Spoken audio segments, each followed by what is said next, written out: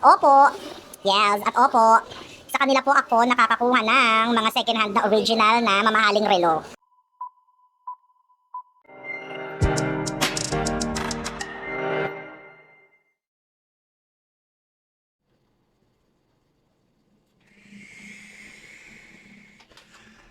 Magandang araw po mga kasangla, Raven Marcia, ang inyo pong pambansang sanglaero.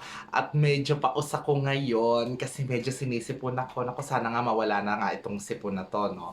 So, ngayon naman, ah, wait lang.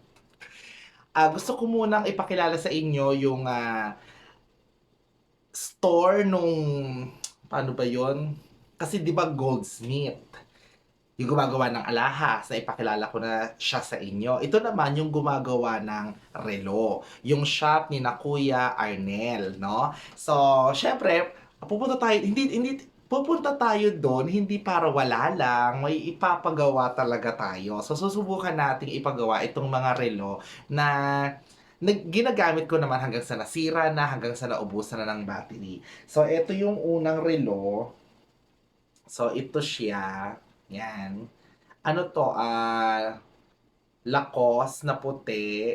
Pero ano lang to ha, hindi naman to yung original na Lacoste. O, alam niyo na yon. Tapos, wala lang siyang battery. Yan. Tapos, ito naman, ang tatak naman ito ay Niboshi. Yan, pang formal. Um, wala lang din siyang battery. So, ito very obvious yung sira niya. Ayan. Chok. Chok. Yan.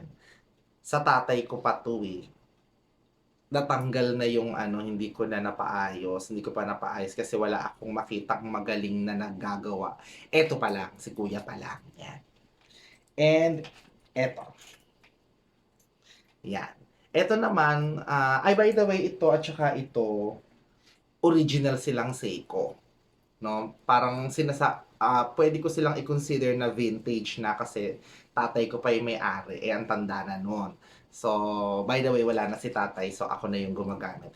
Ito naman, maayos siya, nalaglag lang, tapos may isang part, yung isang tawag dito, teka lang, 1, 2, 3, yung pang alas 5 niya, na natanggal. So, nalaglag. Kaya, humaharang siya dun sa ganun. Automatic kasi itong dalawang to.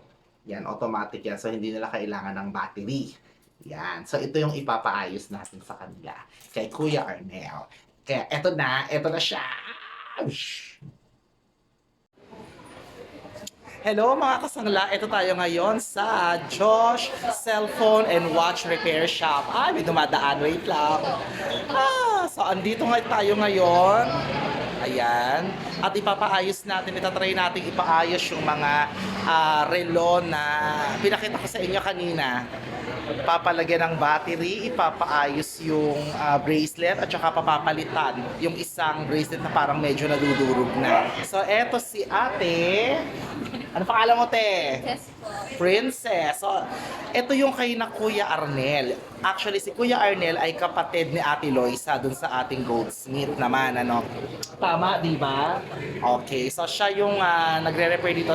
Sila yung may-ari dito. So, aantayin lang natin silang dumating kasi wala siya ngayon. Pero tinawagan na ni Ate Princess. So, mamaya ipapakita natin sa kanya yung mga cellphone tuloy, yung mga watch na ipapaayos natin. So, wait lang. So ayan, dumating na si Kuya, kaya lang medyo nahihiya siya. Pinsan ni Kuya Arnel yung dumating, hindi si Kuya Arnel mismo. Pero ipapakilala ko rin kayo kay Kuya Arnel pag minsan. So ito yung mga relo na ipapaayos natin, palalagyan ng battery, ayan. Yan. At saka ito. Yan. So yan yung mga ipapaayos natin. Dito lang yan sa Josh. Jewel Eye Watch and ano mga to? Cellphone and watch repair. Yan, sige. Wait lang. Ayan po mga kaibigan, ang bilis ng kamay ni Kuya. Hindi ko nakunan agad, nabuksan niya agad, napalitan niya agad ng battery.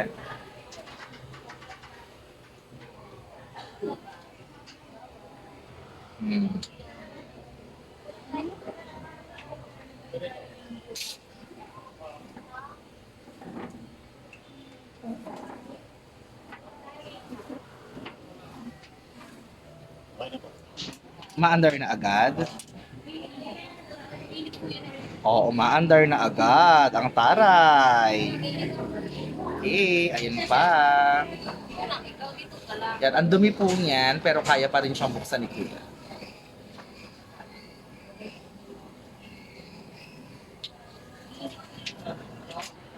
Ang pangit talaga ng camera ko. Ayun.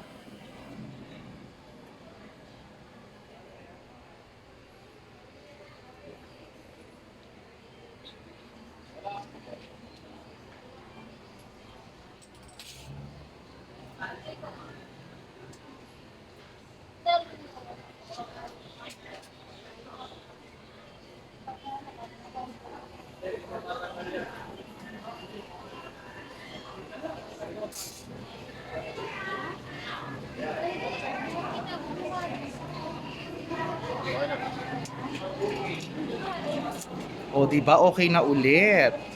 O, di ba? Ang bilis. Okay.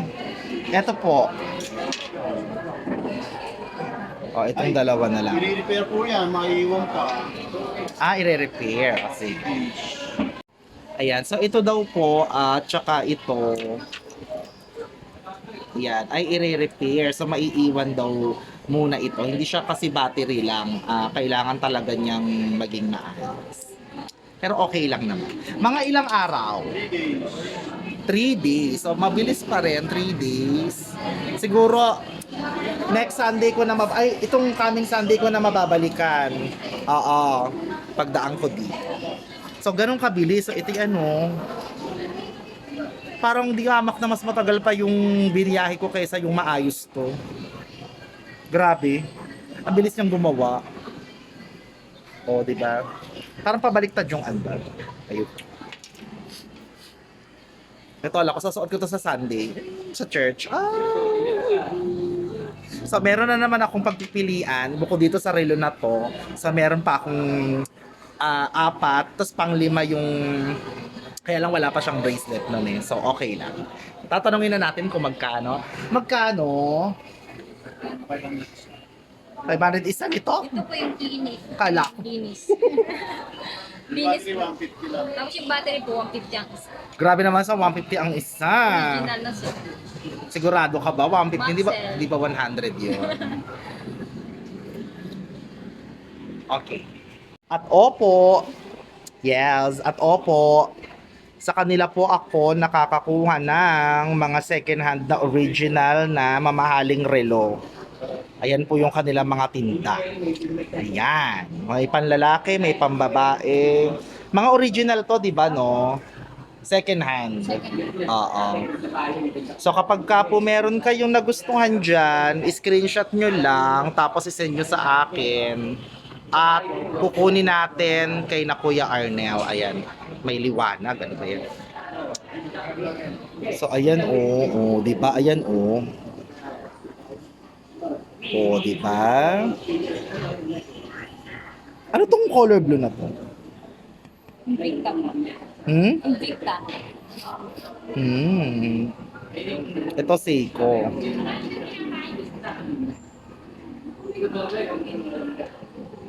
Citizen. Seiko. Alba. Ang dami nilang Seiko, ano? Yan. Ito mga pambabae. Ayan. Tama ba ako? Pambabae ito? Halo-halo po. May pambabae, pero may pandalaki.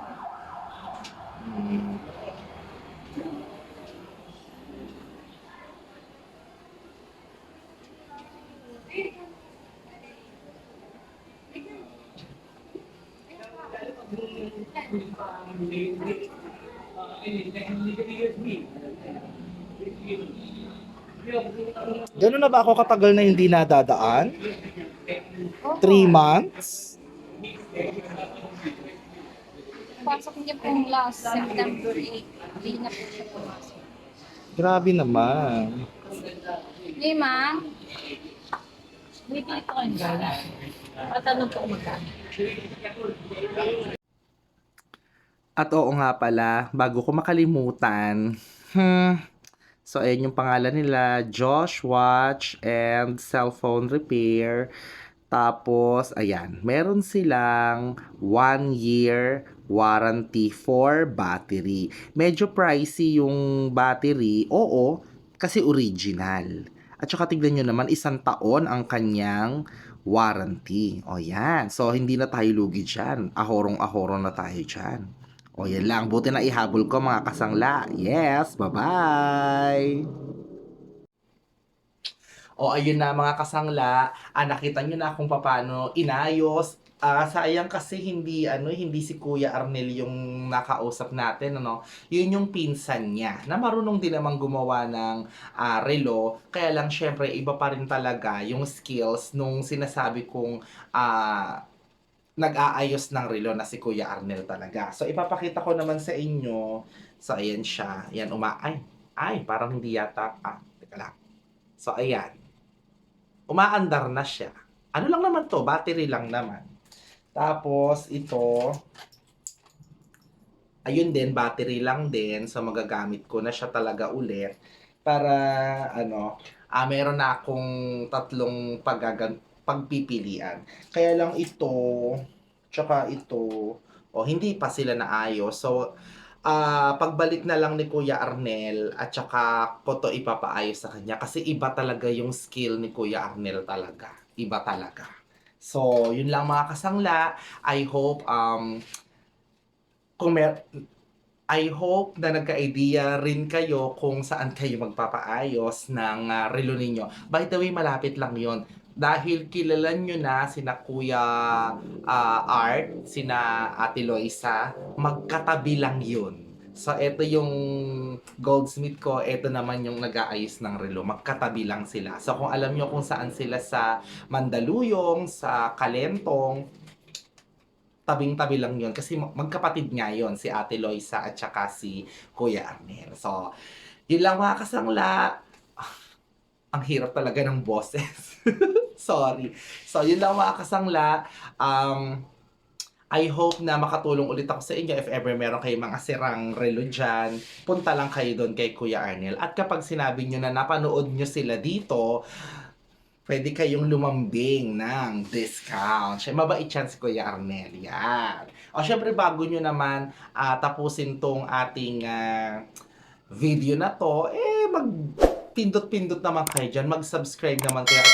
Pindutin nyo yung notification bell para lagi kayong maging updated. Naihabol ko sa mga videos natin. Okay, mga kasangla? Syempre, tutulungan ko rin kayong mag-ayos, hindi lang ng alahas, kundi ng relo din. Kasi lahat yan mga sinusuot natin. And, one of these days, itatry nating, pag maayos na to, dahil original ito, itatry natin siyang isangla dun sa mga sanglaan na tumatanggap din naman ng relo para malaman natin kung nasasangla ba o kung yes ang sagot ay kung magkano ang sangla ng ganito. Okay mga kasangla, so abangan nyo yan. Syempre kailangan itry natin yan. Itatry ko dahil sanglaero ako. Yes, bye-bye!